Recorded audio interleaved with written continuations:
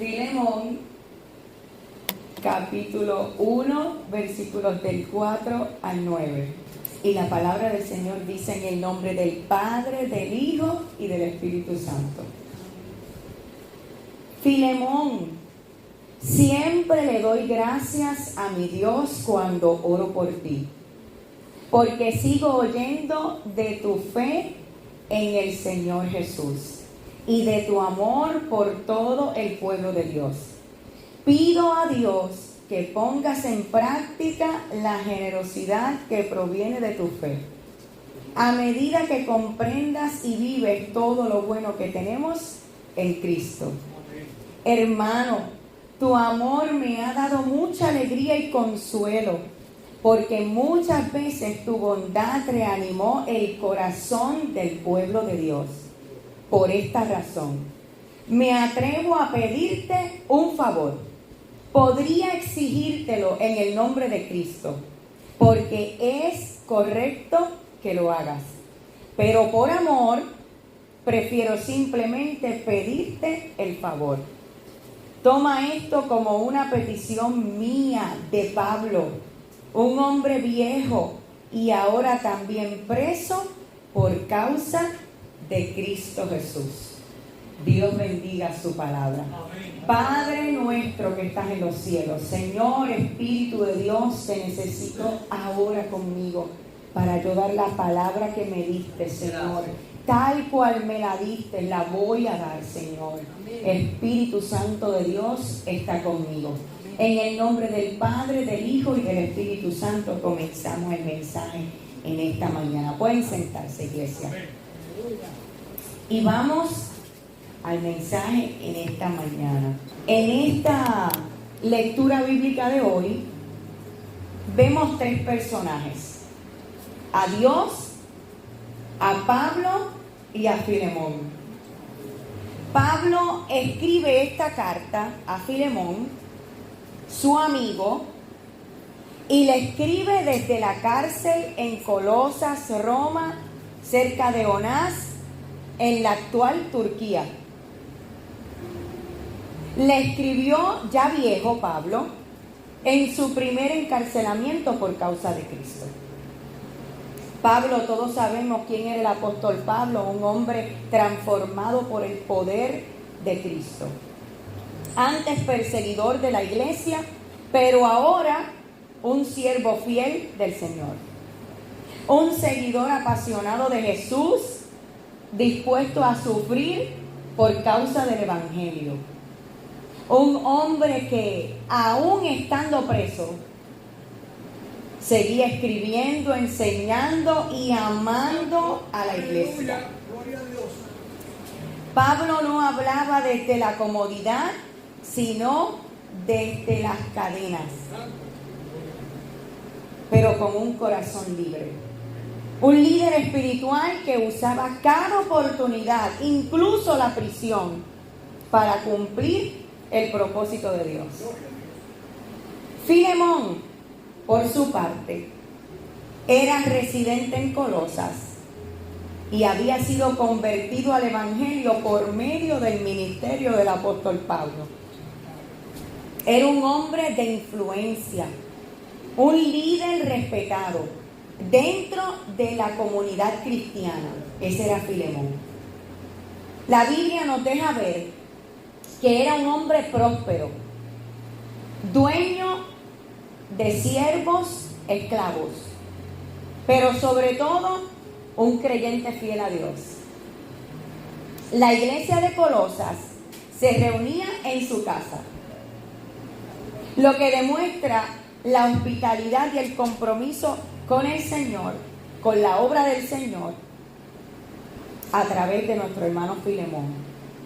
Filemón no solo era rico en bienes, sino también en fe, amor y testimonio. Era un hombre que, aunque tenía posición y recursos, ponía todo al servicio de Cristo y de su pueblo. Pablo lo consideraba un amigo cercano y lo llamaba colaborador nuestro, o sea, del ministerio de Pablo. reconociendo su apoyo y compromiso con la obra de Dios. Pablo decía más: Filemón era un hombre, un ejemplo de amor, fe y generosidad cristiana. Decía ese hombre, amigo de Pablo, ejemplo de amor, de fe y de generosidad cristiana. Es a quien el apóstol Pablo escribe esta carta personal, que hoy leímos la introducción de la carta. Y le dice: te ruego que me hagas este favor por amor al Señor. El título de este mensaje: te ruego que me hagas este favor por amor al Señor. No se olvide del título. Vamos a la historia. Para ese tiempo, la esclavitud era algo muy común en el Imperio Romano. Los esclavos eran considerados propiedad de sus amos, sin derecho propio. Servían en los hogares, en los campos y hasta en asuntos administrativos. Algunos eran tratados con dureza, otros con bondad, dependiendo del corazón de su amo. Era parte del sistema social y económico de aquella época. Incluso dentro de los hogares cristianos habían esclavos. Y entre esos cristianos se encontraba Filemón, el amigo y colaborador del apóstol Pablo. Filemón tenía un siervo llamado Onésimo. Y aquí viene el cuarto personaje de esta historia: el esclavo que trabajaba en la casa de Filemón. Por alguna razón que no se detalla en la Biblia, Onésimo decidió huir. ¿Y por qué huyó?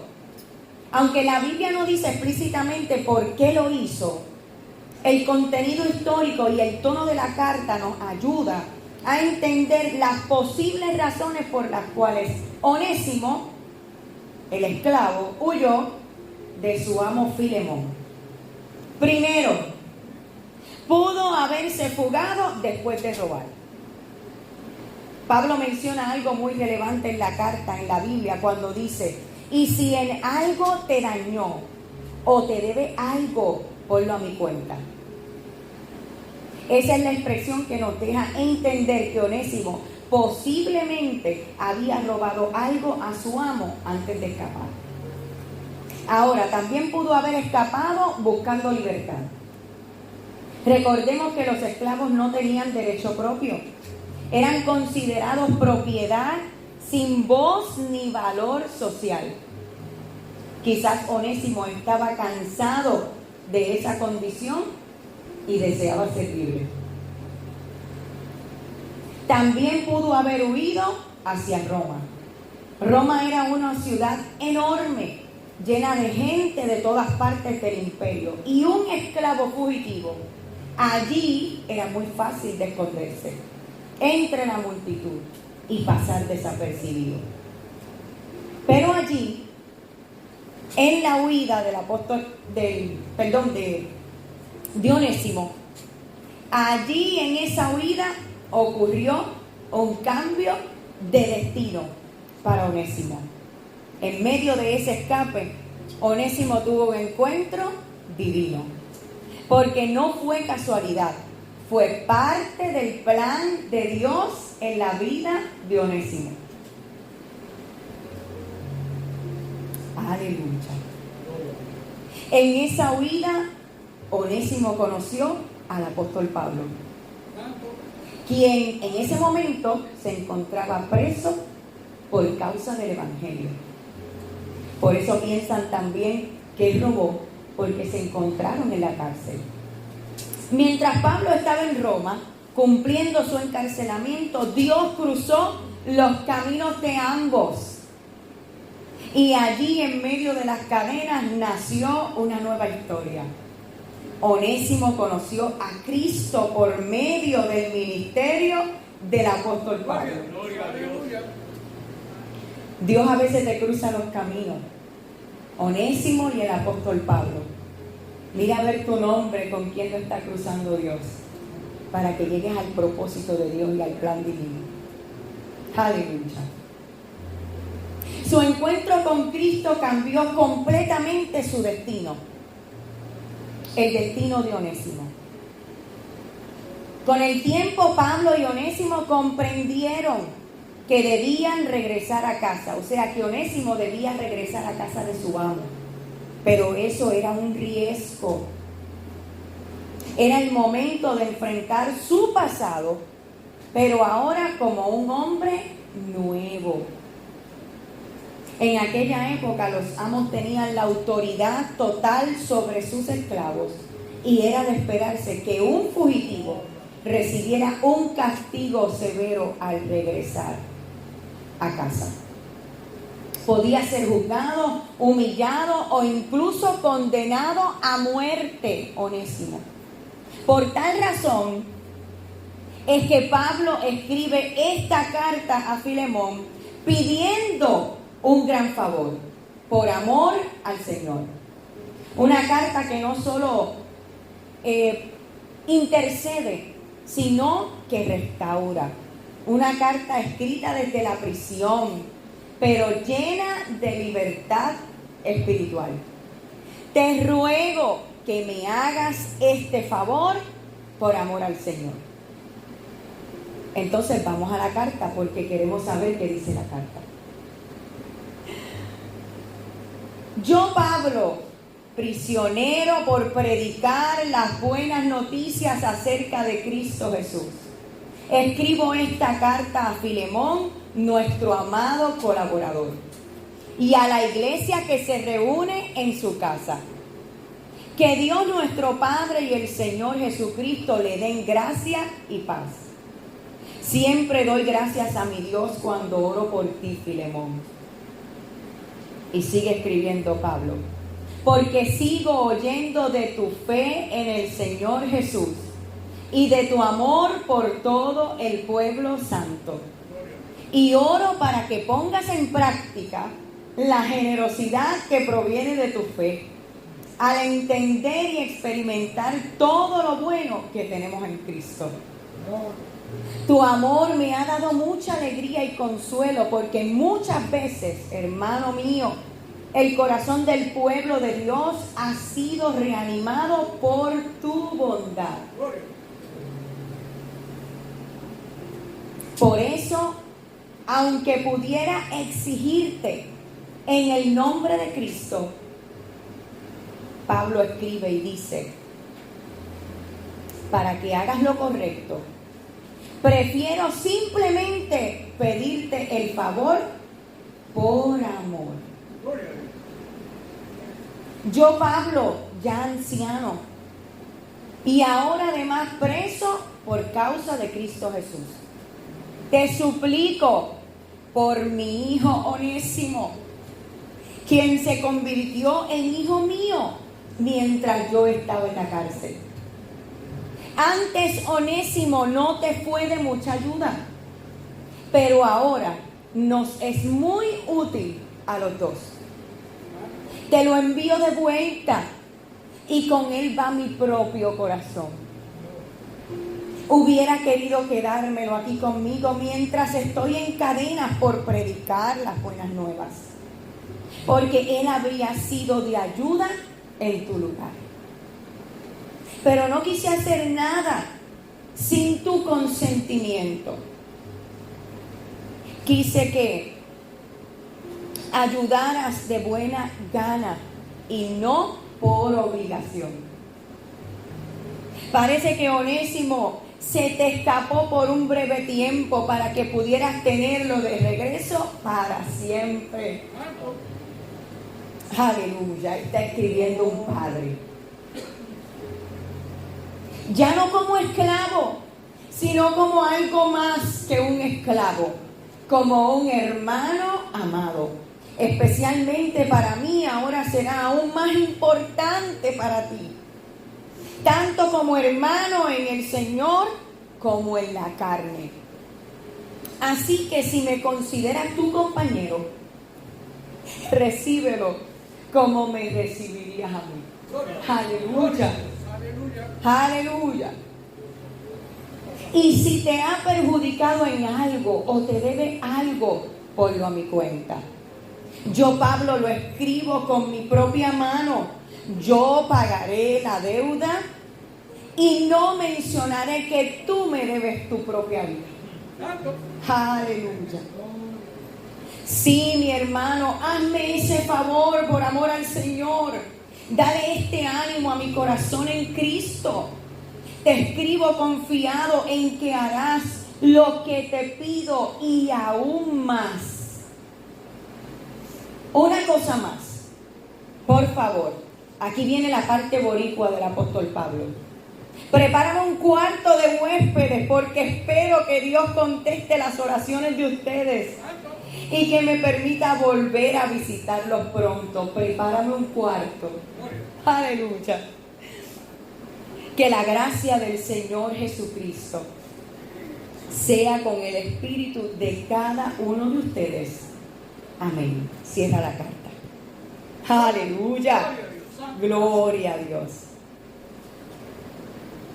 La esencia de la carta es el perdón, la restauración y la nueva identidad en Cristo. Aquí en esta carta Pablo desafía a Filemón a considerar a Onésimo no como un esclavo, sino como un hermano en Cristo. Esta carta es una profunda expresión de amor, de perdón y de restauración. Pablo le escribe a su amigo Filemón para expresarle que Onésimo ahora es un creyente transformado y que su servicio ya no sería obligado, sino de todo corazón. Onésimo, el esclavo fugitivo, ahora era creyente. Debía regresar a su amo, pero no como antes, sino como una persona nueva, nacida de nuevo en Cristo. Y Pablo era testigo de eso. Había sido esclavo de un hombre, pero ahora era siervo de Dios. Pablo, como verdadero intercesor, asumió la responsabilidad él mismo de restituir cualquier duda o daño causado. Y él dijo, si te debe algo, ponlo a mi cuenta. Aleluya. Así solo habla un padre. Eso refleja el corazón del Evangelio. Cristo también pagó por nosotros una deuda que no podíamos saldar. Aleluya.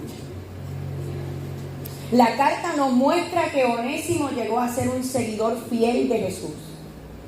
Buscó a Pablo, escuchó su mensaje y maduró hasta convertirse en un creyente útil y un asistente leal durante la prisión del apóstol en Roma.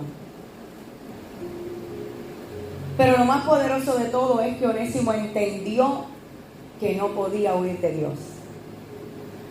Podía huir de su amo, podía esconderse entre las multitudes, pero jamás podría escapar del propósito divino. Porque cuando Dios tiene un plan contigo, Él sabrá encontrarte aún en tu huida. Debe de ser que Dios tiene un amor especial por los fugitivos. Porque, iglesia, la Biblia está llena de historias de personas que intentaron huir. Pero esas mismas historias también de esos fugitivos, también dice la Biblia que Dios persiguió con amor. Entonces vamos a los ejemplos, Camariera, escucha esto. Adán y Eva trataron de esconderse después de pecar. Pero Dios descendió al huerto y los llamó. ¿Dónde están? Jacob huyó de su hermano Esaú, pero Dios le alcanzó en medio del desierto y le mostró una escalera al cielo donde ángeles subían y bajaban. Moisés huyó al desierto después de cometer un grave error. Y aún así Dios lo buscó en el desierto para convertirlo en libertador del pueblo de Dios. Jonás trató de huir del llamado de Dios, pero fue alcanzado en medio de una tormenta en la boca de un gran pez y restaurado para cumplir su propósito. Allí lo buscó Dios. Elías también huyó cansado y temeroso, pero Dios le encontró en una cueva y le habló con voz suave y lo sacó de la cueva. Hasta los discípulos de Jesús huyeron en el huerto de Getsemaní cuando su maestro fue arrestado por el amor de Dios, el amor de Dios. Los buscó nuevamente, los perdonó y los levantó para ser testigos del Evangelio, los primeros apóstoles. Por el amor de Dios. La Biblia es una colección de vidas en fuga, pero también es la historia de un Dios que nunca deja de buscar. Dios nunca te dejará de buscar.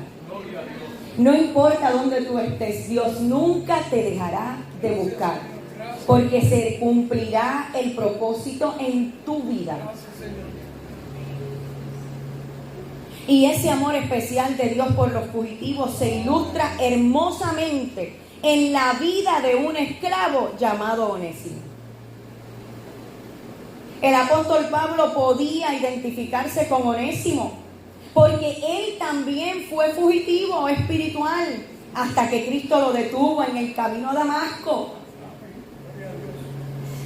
Su llamado fue similar al de Onésimo. Pablo tenía una historia de huida que termina en un encuentro transformador con Cristo. Y yo me imagino que el apóstol Pablo, cuando discipulaba a Onésimo, recordaba sus momentos cuando se encontró con Dios en el camino a Damasco. Ambos huyeron en dirección equivocada. Ambos fueron alcanzados por la gracia de Dios. Ambos tuvieron un encuentro divino. Ambos fueron transformados y enviados de regreso. Y ambos, la gracia de Dios cambió su destino. Porque cuando Dios tiene propósitos contigo, Él no te deja correr sin alcanzarte. A donde quiera que te metas, Dios te va a encontrar. Te detiene en el camino, te redime, te perdona y te envía de vuelta. No a huir, sino a cumplir tu propósito en tu vida. El plan de Dios en tu vida. Todo esto, iglesia, por amor. Pablo usa aquí un juego de palabras muy significativo.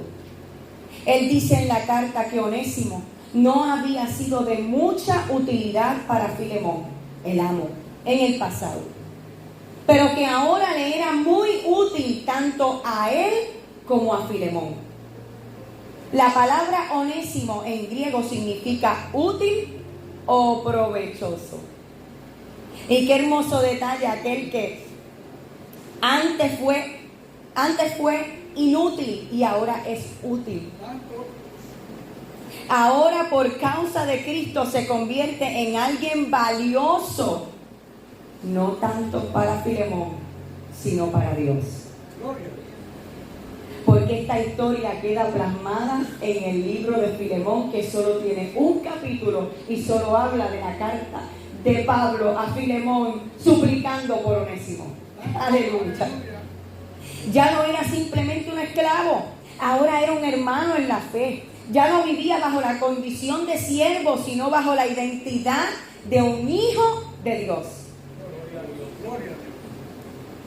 De la misma manera, en nuestro contexto actual, El estatus de un cristiano como miembro de la familia de Dios trasciende todas las diferencias. No importa el pasado, ni la posición, ni la historia. Lo que tenemos en común en Cristo es mucho más poderoso que cualquier cosa que nos separe. Pablo nos enseña aquí que la verdadera fe se demuestra en cómo tratamos a los demás con amor. La forma en que tratamos a nuestros hermanos en la familia de Cristo refleja nuestro amor por Dios. Y es que el indicador de identidad como cristiano, el indicador más dominante del pueblo de Dios es el amor. Ahora bien, el pastor no está aquí, pero me está viendo. ¡Pastor! El apóstol Juan, el mismo discípulo amado de Jesús, escribe en su primera carta que Dios es amor. Ese amor es la mayor evidencia de la naturaleza divina en nosotros. Por eso en primera de Juan, capítulo 4, versículos del 7 al 21 dice: Juan nos recuerda que el amor no es un simple sentimiento, sino la esencia misma de Dios y la señal más visible de su pueblo. Entonces mire lo que dice: amados, sigamos amándonos unos a otros, porque el amor viene de Dios. Todo el que ama es un hijo de Dios y conoce a Dios. Pero el que no ama no conoce a Dios, porque Dios es amor. Dios mostró cuánto nos ama al enviar a su único Hijo al mundo para que tengamos vida eterna por medio de Él. En esto consiste el verdadero amor. Y el apóstol Juan sigue diciendo: no es como nosotros hayamos amado a Dios, sino en que Él nos amó a nosotros y envió a su Hijo como sacrificio para quitar nuestros pecados. Queridos amigos, sigue diciendo Juan, ya que Dios nos amó tanto, sin duda nosotros también debemos amarnos unos a otros. Nadie jamás ha visto a Dios, pero si no nos amamos unos a otros, Dios vive en nosotros y su amor llega a la máxima expresión en nosotros. Nosotros sabemos cuánto nos ama Dios y hemos puesto nuestra confianza en su amor.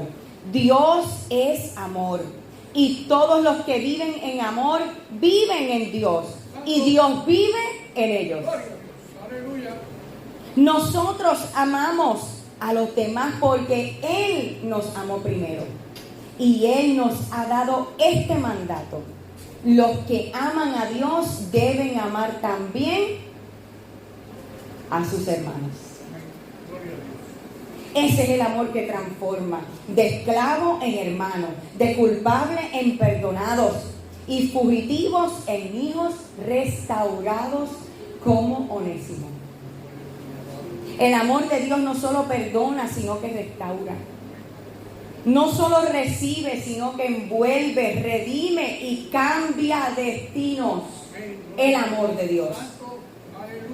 Porque el indicador más grande de nuestra identidad como hijos de Dios no es el título, ni la posición, ni el talento, es el amor. Y ese amor se demostró en la cruz. Un amor que se manifestó en su máxima expresión en el sacrificio de Jesús, quien entregó su vida por la humanidad pecadora. El apóstol Juan, el mismo discípulo amado de Jesús, también fue quien escribió en el Evangelio Juan estas palabras poderosas en Juan 3:16. Porque de tal manera amó Dios al mundo que dio a su Hijo unigénito, para que todo aquel que en Él cree no se pierda, mas tenga la vida eterna. Ese es el ejemplo más grande del amor verdadero. Ese es el tema central de la Biblia, el amor. Un amor que se entrega, que salva, que restaura y que nos llama a vivir amando de la misma manera. Ese mismo Juan, el discípulo amado, también fue el autor del libro de Apocalipsis, el libro de Revelación, que recibió mientras estaba exiliado en la isla de Patmos. Este mismo Juan, allí aún preso y aislado, Juan siguió hablando del mismo amor que lo había transformado. Al discípulo, al apóstol, al que escribió el Evangelio de Juan y las 3 cartas de Juan, ahora Apocalipsis. Dice Apocalipsis 1:5, declara: toda la gloria sea al que nos ama y quien con su sangre nos libró de nuestros pecados. ¡Aleluya! Ese versículo une todo el mensaje. El amor que Dios mostró en Juan 3:16. El amor que nos enseña en Primera de Juan 4. Y el amor que nos redime en Apocalipsis 1:5. Gloria a Dios. Ese es el mismo amor que alcanzó a Onésimo. Y sigue restaurando nuestras vidas hoy. Aleluya. Nada ha cambiado. El amor de Dios sigue siendo el mismo. Y es que este mensaje, te ruego que me hagas este favor por amor al Señor, no fue solo para Filemón. Es una palabra viva que nos llama a todos los creyentes, a todos los que estamos aquí hoy. Nos invita a amar como Cristo amó, a perdonar como hemos sido perdonados y a restaurar a quienes han caído, no por deber, sino por amor. Y Jesús mismo lo resumió en 2 mandamientos. Amarás al Señor tu Dios con todo tu corazón, con toda tu alma y con toda tu mente. Y el segundo es semejante al primero: amarás a tu prójimo como a ti mismo. En otras palabras, toda la ley, toda la fe y todo el evangelio se resumen en el amor. Amar a Dios con todo lo que somos y amar al prójimo como Dios nos ama. Cuando amamos, cumplimos la ley de Cristo. Cuando perdonamos, manifestamos su gracia en la tierra. Porque el evangelio se resume en una sola acción: amar. Amar al que se ha ido, amar al que nos ha fallado, amar al que necesita volver a casa. Así como Pablo intercedió por Onésimo, Cristo intercede hoy por ti y por mí. Y desde la cruz, Él sigue diciendo: ponlo a mi cuenta, que yo pago. Puedes pedir lo que sea, ponlo a mi cuenta, que Dios paga. Aleluya.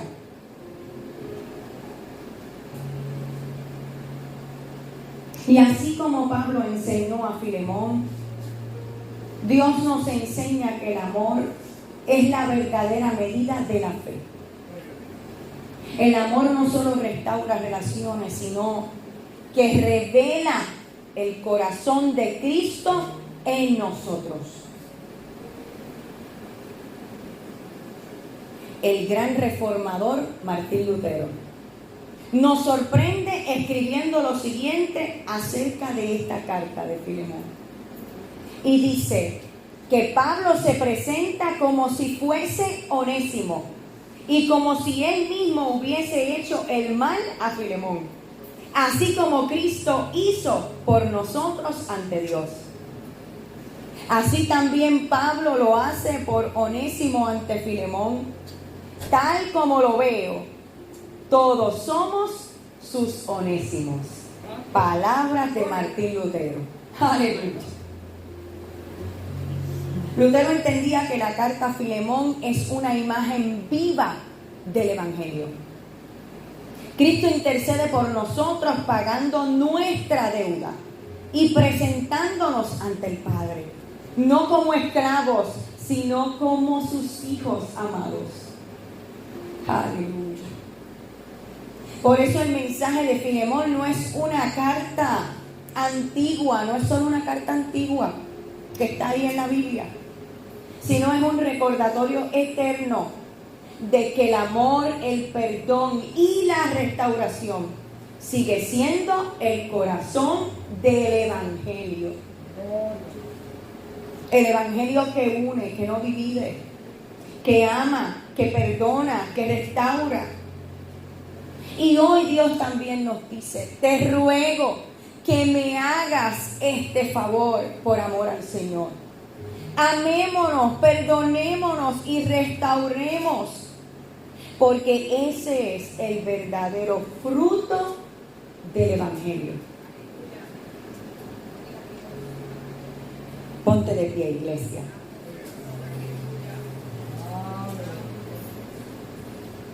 Como Pablo le escribió a Filemón,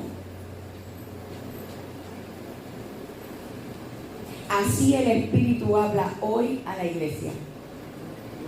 Te ruego que me hagas este favor por amor al Señor. Te escribo confiado que harás lo que te pido y aún más. Aleluya. Gracias, Padre, por tu palabra. Dios espera de nosotros más de lo que nos pide. Con amor. Con amor. Señor Jesús, yo he dado tu palabra. Señor, yo te agradezco por tu amor infinito. Yo te agradezco por esta historia de Pablo, Filemón y Onésimo. Padre, porque somos Onésimo, como dice Martín Lutero. A donde quiera que me meta, tú irás detrás de mí, porque tendrás que cumplir tu propósito en mi vida. Señor, todos los que estamos aquí, Padre, con amor, nos entregamos esta mañana. Y le pedimos al Espíritu Santo de Dios que nos permita hacer aún más de lo que tú nos pides. Con amor, por amor, porque Dios es amor. Porque Dios es el significado más importante del amor. El ejemplo de que dio a su único hijo, se despegó de su único hijo. Y él sabía que iba a ser crucificado, que iba a ser escupido, que iba a ser matado, que le iba a tocar la desnudez por el perdón de toda la humanidad de sus pecados. El mismo Dios se despojó de su hijo.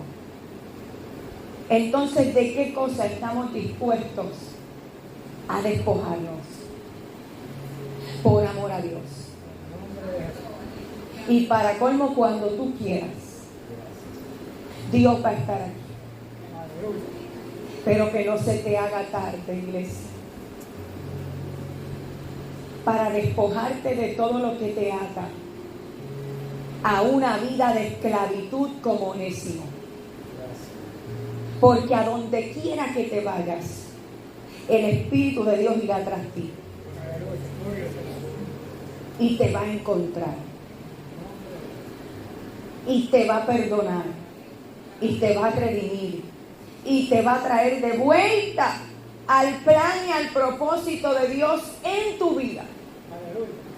Y para el reino de Dios aquí en la tierra, todos tenemos un plan y un propósito individual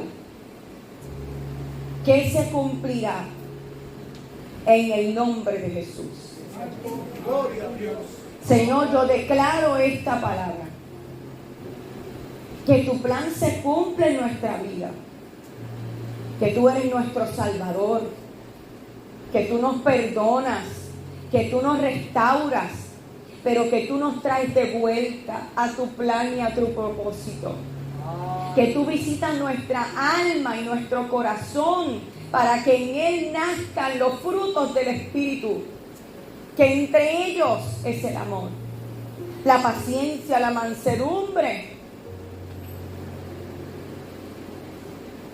Y tendremos frutos de lo que hemos sembrado, de los dones del Espíritu, tendremos frutos espirituales. Señor, gracias por tu palabra. Señor, esta semilla se ha regado hoy en tu altar. Gracias por tu palabra, por tu amor, Señor. A ti doy toda la gloria y toda la honra por los siglos de los siglos. Amén. Dios te bendiga, iglesia.